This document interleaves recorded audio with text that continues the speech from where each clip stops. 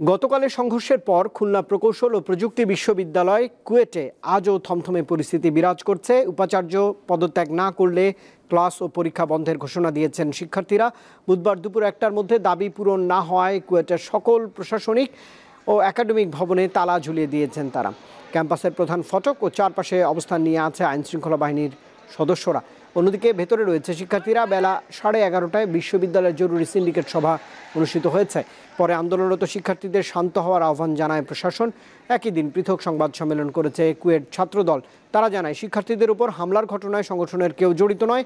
এর আগে কুয়েটের ছাত্র রাজনীতি নিষিদ্ধের দাবি ঘিরে মঙ্গলবার ছাত্রদল ও শিক্ষার্থীদের মধ্যে দফায় দফায় সংঘর্ষ ও ধাওয়া পাল্টা ধাওয়ার ঘটনা ঘটেছে। এই সংঘর্ষে আহত হয় অন্তত অর্ধশত শিক্ষার্থী। পরে পরিস্থিতি নিয়ন্ত্রণে বর্ডার গার্ড বাংলাদেশ বিজিবি সদস্য মোতায়েন করা হয়।